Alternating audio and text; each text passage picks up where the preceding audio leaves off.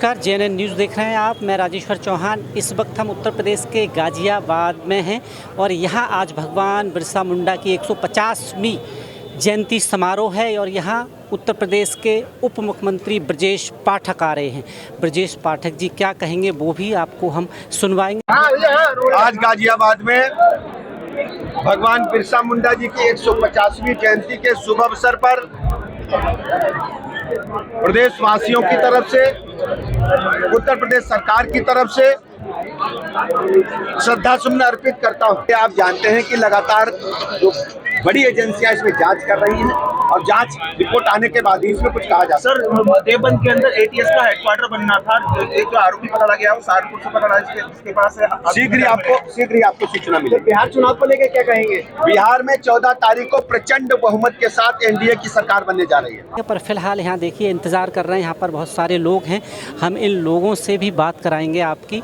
उत्तर प्रदेश को लेकर भी बात होगी और आज विशेष प्रोग्राम है। यहाँ पर आप देख रहे हैं व्यवस्था चल रही है, लोग इंतज़ार में हैं। कैमरा के माध्यम से आप तस्वीरों में देख ही रहे हैं, अभी आए नहीं हैं, पर फिर भी हम इनसे बात कराते हैं, लोगों से भी बात कर लेते हैं और पूछते हैं। क्या नाम है जनाब? अनिल कुमार जिंदल। क्या उत्साह है आज यहाँ पर? आज ये बिरसा मुंडा की 150वीं जयंती समारोह है। कौन कौन आ रहे हैं? मुख्यमंत्री आ रहे हैं, ब्रजेश पाठक जी। ब्रजेश पांडे जी। हाँ जी, ब्रजेश पाठक जी आ रहे हैं, मयंक गोयल जी आ रहे हैं और गाज़ियाबाद के जितने भी सम्मानित नेता हैं आज लगभग सारे यहीं पर शिरकत करेंगे। और आज एक गौरव दिवस है जनजाति का बिरसा मुंडा जो अपने आप में एक इतनी बड़ी शख्सियत रखते हैं कि बच्चा बच्चा भी उन्हें जानता है।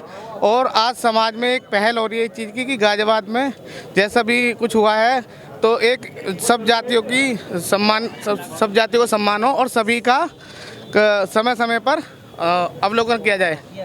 अवलोकन किया जाएगा समय समय पर। और जैसा कि आप देख रहे हैं बड़े अधिकारी पुलिस के यहाँ पर इस वक्त हैं, सारे बड़े अधिकारी भी पुलिस के यहाँ पर मौजूद हैं, क्योंकि बात है उप मुख्यमंत्री ब्रजेश पाठक जी आ रहे हैं तो प्रशासन पूरा दुरुस्त है। समारोह है, कैसे देखते हैं? सरकार कैसा काम कर रही है, हम ये जानना चाहते हैं आपसे। करिए जी, बहुत अच्छा काम कर रही है, सभी को साथ लेके करिए। जैसा कि ये जनजाति का सम्मान का प्रोग्राम है तो उस हिसाब से सबको साथ लेके काम कर रही है। सबको साथ लेके काम कर रही है जी, बढ़िया काम कर रही है जी। ब्रजेश पाठक जी आ रहे हैं। हाँ जी। क्या कहना चाहते हैं उत्तर प्रदेश के बारे में? नहीं, बढ़िया काम हो रहा है जी, ये कह रहे हैं बस, बढ़िया, बहुत बढ़िया। जनाब क्या नाम है आप? मेरा नाम डॉक्टर नदीम है, भारतीय जनता पार्टी का कार्यकर्ता हूँ। आज हमारे यहाँ डिप्टी सीएम साहब आ रहे हैं और जो जन्म जयंती बिरसा मुंडा जी की है, जिन्होंने जल जंगल और ज़मीन के लिए बहुत संघर्ष करा, जिनका नाम आज तक जो है कांग्रेस पार्टी ने दबा के रखा, लेकिन आज जन जन तक उनकी आवाज़ पहुंचाने के लिए और उनकी अच्छी बातों को बताने के लिए माननीय मुख्यमंत्री, उप मुख्यमंत्री हमारे बीच आ रहे हैं। हम तहे दिल से उनका स्वागत करने के लिए खड़े हुए हैं, इंतज़ार में हैं कि ब्रजेश पाठक जी हमारे बीच में आए और हमारा मार्गदर्शन करें। इस वक्त तक पहुँचने का टाइमिंग है? लगभग अभी जो है आधा घंटे, लगभग 12 बजे तक का उनका है टाइम, आधा घंटे बाद। अंदर प्रोग्राम क्या क्या होंगे, क्या समारोह है, इसमें क्या क्या चीज़ें हैं, अंदर सम्मानित किया जाएगा? मेनली जो हमारे यहाँ आदिवासी समाज के लोग हैं उन लोगों को भी सम्मानित करना है। जो हमारे ब्रजेश पाठक जी उनको सम्मानित करेंगे, हमारे महानगर की पूरी टीम उन्हें सम्मानित करेगी और उनकी अच्छी बातों को जन जन तक पहुंचाना, उनके संघर्ष। एक और सवाल आपसे पूछना चाहता हूं, दिल्ली का आपको पता है लाल किले का जो कल है, उसके बारे में क्या प्रतिक्रिया है? इतना बड़ा हादसा हो गया। ये बहुत दुखद है कि आज पूरे देश के अंदर जहां पूरे एक दशक हो गया लगभग कहीं कोई ऐसी अप्रिय घटना नहीं हो रही थी, लेकिन इस घटना ने पूरी तरीके से एक ऐसा माहौल बना दिया है कि जिससे सभी लोग दहशत में हैं और हम बड़े दुखी मन से इस घटना का बहुत ज़्यादा विरोध करते हैं। और इसका डॉक्टर साहब एक सवाल ये उठता है कि अब हमारी जनरेशन किस तरफ जा रही है? देखो इसमें पढ़े लिखे लोग हैं, डॉक्टर हैं जिनके नाम निकल के आए, मतलब जबकि एक अच्छा फ्यूचर उनका इंतज़ार कर रहा था, और इस तरफ का रास्ता कैसे देख रहे हैं आपको? कहीं ना कहीं बहुत बदलने की ज़रूरत है अभी। अब इसमें तो देखिए जांच एजेंसियां अपने काम कर रही हैं और जिन लोगों ने भी ये कृत्य किया है वो उनके खिलाफ जांच एजेंसियां काम कर रही हैं और जो भी निर्णय होगा। कहीं ना कहीं ये देखा गया है कि हमें पता होता है हमारा दुश्मन कौन है, नजर के उससे लड़ना आसान है, पर अपनों से कैसे लड़ा जाए ये तो वही चीज़ निकल के आई, क्योंकि अपने ही थे सब, बाहर से नहीं आए ये लोग। जम्मू कश्मीर हमारा ही है और वहाँ से अगर ताल्लुक़ रखने वाले लोग आ रहे हैं तो वो हमारे अपने ही हैं, बड़ा मुश्किल हो जाता है अपनों से लड़ना। हाँ, ये आप बात बिल्कुल सही कह रहे हैं कि अपनों में अब दुश्मनों को पहचानना बहुत मुश्किल होता है, लेकिन हमें विश्वास है अपनी जांच एजेंसियों पे कि वो दूध का दूध पानी का पानी करेंगे। और इस तरह के जो लोग हमारे बीच में छुपे बैठे हैं उनको एक एक लोगों को, चाहे वो आकाश में हो या पाताल में, उनको ढूंढ करके निकाला जाएगा और उन्हें कड़ी से कड़ी सज़ा दी जाएगी। आपको पता होगा कि अभी दिल्ली लाल किले पे जो हादसा हुआ, क्या कहना चाहते हैं उसके बारे में? देखिए, दिल्ली वाला जो लाल किले पर जो हमला हुआ है वो सोची समझी साजिश है। उसमें मुझे लग रहा है कहीं ना कहीं जो RDX जिस हिसाब से मिला है और गाड़ी जो I-20 उसमें यूज़ हुई है, वो किसी न किसी का प्लान पूरा परफेक्ट था। उस प्लान को देखते हुए कहीं ना कहीं इसमें साजिश लग रही है। जो पुलवामा में भी जो अटैक हुआ है वो सारा तो निकल के आ गए, नाम भी निकल के आए, क्योंकि फरीदाबाद से तार जोड़े थे। 360 किलो RDX कितने समय में जोड़ा? पर सवाल ये उठ रहा है किस दिशा में जा रहा है हमारा देश और यूथ, क्योंकि डॉक्टर हैं, पढ़े लिखे लोग हैं, उनका बहुत अच्छा फ्यूचर कहीं ना कहीं इंतज़ार कर रहा था और आज वो इस रास्ते पे चल रहे हैं। देखिए, इसमें तो सिर्फ मैं इतना ही कहना चाहूँगा, अपने संगठन में माननीय मुख्यमंत्री रेखा जी, माननीय प्रधानमंत्री जी हमारे सब इस चीज़ को मुहिम में लगे हुए हैं कि भाई हम सबसे पहले कातिलों को पकड़ा जाए और कहीं ना कहीं जो ये क्षति हुई है उस क्षति को हम लोग उस क्षति को कैसे भरपाई करेंगे, उसकी भरपाई होने की बहुत ज़रूरत है। क्योंकि अगर हम लोग इसको नहीं निपटा पाएंगे तो कहीं ना कहीं प्रॉब्लम होगी। देखने को ये मिलता है कि हमेशा गैरों से लड़ना बहुत आसान है, जीत भी जाओ, पर अपनों से कैसे लड़े, क्योंकि जो उसमें शामिल थे वो अपने ही थे। जम्मू कश्मीर हमारा अंग है और वो हमारे अपने ही थे और एक गलत रास्ता चुन लिया। लेकिन मुस्लिम कम्युनिटी इस बात को मानती ही नहीं है कि हम लोग अपने हैं उनके।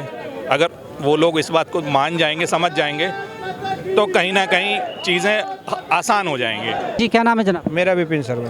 विपिन साहब, क्या कहना चाहते हैं लाल किले के हादसे को लेकर? बड़ा हादसा हो गया है ये, आप यूथ हैं, किस दिशा में जा रहे हैं? जम्मू एंड कश्मीर से ताल्लुक़ निकले हैं और कहीं ना कहीं पाकिस्तान से तो जुड़ ही जाता है ताल्लुक़। बहुत दर्दनाक हादसा हुआ है, बहुत बुरा हुआ है लोगों के साथ। ऐसा नहीं होना चाहिए था। हमारी सरकार को देखना चाहिए कि सरकार अपना काम कर रही है, पर मुद्दा ये है कि जिस डॉक्टर को भगवान का रूप दिया गया है और इसमें लिप्त भी डॉक्टर ही है, ऐसे डॉक्टर को तो सीधा फांसी की सज़ा देनी चाहिए। जो भी अगर ऐसा काम कार्य कर रहा है, सीधा फांसी। हमारी सरकार को ये करना चाहिए कि सीधा फांसी, जो आगे वाला दूसरा ये इस कार्य को ना कर पाए। यूपी जैसा शासन की ज़रूरत है क्या योगी आदित्यनाथ, जो सीधा स्लीपर सेल से समझौता नहीं करते, गाड़ियां पलट जाती हैं? जी जी, हम जैसे हमारे योगी आदित्यनाथ कर रहे हैं, ऐसे ही देश में सब जगह होना चाहिए कि ऑन द स्पॉट कहानी ख़त्म, एकदम। ना कोई कोर्ट, ना कोई सुनवाई, ना कोई वकील, सीधा ऑन द स्पॉट ख़त्म। जो गलतियां करे उसकी गाड़ी पलट जानी चाहिए। अब बिल्कुल बिल्कुल पलट जानी चाहिए और जो दोषी है उसको तुरंत सजा दी जाए। और जैसा कि आपने देखा कि ये आतंकवादी, हर आतंकवादी मुसलमान ही क्यों निकलता है, इस पर भी गौर करने वाली बात है। और ये पाकिस्तान से जुड़े हुए तार लग रहे हैं। अभी इन्वेस्टिगेशन चल रही है, जैसे ही मालूम होगा तो एजेंसियां। अब तो ये भी निकल के आया है कि जो लोग इसमें लिप्त थे वो तुर्की गए थे, वहाँ से उन्होंने ट्रेनिंग ली कि बम को कैसे ज़्यादा ताकतवर बनाया जाए, क्योंकि उनके पासपोर्ट से डिटेल निकली, हमारी एजेंसियां लिखी हुई हैं। पर आप कैसे देख रहे हैं कि पढ़े लिखे यूथ जिनका एक सुनहरा भविष्य इंतजार करता है और डॉक्टर को भारत में भगवान का दर्जा दिया गया और वो इस रास्ते पे जा रहे हैं, जबकि जम्मू कश्मीर 370 हटने के बाद नए विकास की तरफ जा रहा है। कौन बीच में आ रहा है कि नहीं करना चाहिए विकास जम्मू कश्मीर को? देखिए, ये कहा जाता है जैसे कि अनपढ़ जो होते हैं वो बच्चों का बम और पढ़े लिखे जो हैं वो एटम बम। ये ऐसा काम कर रहे हैं कि इनको देखना चाहिए कि जी इस पोजीशन पे आकर के ये लोग जो ना ऐसा काम करते हैं कि बड़े ही सोचने, ये विचार करना योग्य बातें हैं कि पढ़े लिखे होकर के और ऐसे सभ्य समाज में ऐसी दुर्घटना करते हैं, तो ये सोचने वाली बात है। और हमारी सरकार को भी ये सोचना चाहिए कि ये जो आतंकवादी आते हैं इन पर पूर्णतः प्रतिबंध लगाया जाए। क्या कहना चाहते हैं? लाल किले के जो हादसा हुआ बहुत बड़ा है, छोटा नहीं है, बहुत बड़ा। इतने सालों से सुकून पे चल रही थी, सुकून की सांस ले रही, तरक्की कर रहा था देश और दिल्ली भी तरक्की कर रही थी, अंकुश लगाने की कोशिश की गई। सर, ये जो लड़ाई है ये किसी आम आदमी की नहीं है, ये सत्य सनातन धर्म की लड़ाई है। ये उस सत्य सनातन धर्म को मिटाना चाहते हैं जिसका इतिहास बहुत लंबा है, जिसके 4 युग हुए। सबसे पहले हमारा सतयुग हुआ, त्रेता युग हुआ, द्वापर युग हुआ, आजकल हुआ, जिनका लाखों लाखों वर्षों का इतिहास है। ये उस सनातन धर्म को मिटाने की बात करते हैं। उस सनातन धर्म को मिटाना इतना आसान नहीं है जितना ये लोग समझ रहे हैं। ये एक छोटा सा आतंकी हमला है, ये आपने देखा, जैसे अभी आपने सवाल किया कि गाड़ी पलटने से, निश्चित रूप से सही है। और ना सिर्फ ये उत्तर प्रदेश के अंदर बल्कि भारत में किसी भी कोने में वो रह रहे हैं उनकी भी गाड़ी पलटेगी, और विदेश में भी वो कहीं भी रह रहे हो, कहीं भी छुप के बैठे हों, उनकी भी गाड़ी पलटेगी। शासन योगी जी सा होना चाहिए, अगर अपराधी है तो गाड़ी पलट देनी चाहिए। निश्चित रूप से पलट देनी चाहिए। और मैं ये भी बता देना चाहता हूँ आपके चैनल के माध्यम से कि उत्तर प्रदेश में एक योगी है, भारत में हर प्रदेश में ना जाने कितने योगी पैदा हो जाएंगे। आज हमारे बागेश्वर बाबा जो है यात्रा निकाल रहे हैं, आज लाखों लोग उनके साथ जुड़े हैं। समय आने पर अगर इस प्रकार ये हमें डराने का प्रयास करेंगे एक छोटा सा आतंकी हमला करने से, तो मैं बता देना चाहता हूँ कि आज लाखों लोग निकले, कल करोड़ों लोग निकलेंगे। कहीं ना कहीं वो भी टारगेट पे थे, क्योंकि आपको याद होगा फरीदाबाद से 360 किलो RDX, 360 किलो की मात्रा बहुत ज़्यादा होती है, और वो एक साथ नहीं जोड़ा है, धीरे धीरे उन्होंने इकट्ठा किया, और सारे डॉक्टर्स हैं पढ़े लिखे इसमें। क्या वो टारगेट पे थे कहीं ना कहीं? निश्चित रूप से टारगेट पे थे, और वो जिस प्रकार का वो कोई भी टारगेट करे। आज सर जो हमारी सरकार है, जो सत्ता है, हमें ये समझने की आवश्यकता है कि वो सरकार कौन सी है। ये 2014 से पूर्व की सरकार नहीं है, ये मोदी जी की सरकार है, ये आम आदमी की सरकार है, ये मजदूरों की सरकार है, ये आदिवासियों की सरकार है। उनके हाथ काट दिए जाएंगे, वो कितना भी बड़ा प्रयास कर लें श्री सत्य सनातन धर्म को मिटाने की, हिंदू समाज को मिटाने की, हिंदू समाज पे कोई भी वो प्रहार करें, वो उनका कामयाब नहीं होने दिया जाएगा। क्योंकि 2014 से पूर्व क्या होता था सर? 2014 से पूर्व उनकी जो नीति थी, 2014 से पूर्व की जो सरकार थी, उसकी नीति क्या थी? हमेशा भारत की आस्था को कुचलना, भारत की आस्था पर प्रहार करना उनका काम रहा है। लेकिन जो आज की सरकार है वो सर वो कोई आम आदमी की सरकार नहीं है। वो सर जो काम कर रही है ना, वो जिस दिशा में काम कर रही है सरकार, वो निश्चित रूप से अविश्वसनीय, अस्मरणीय कार्य कर रही है, और इसका जो परिणाम होगा वो बड़ा अद्भुत परिणाम होगा। आप देख रहे हैं JNN न्यूज़।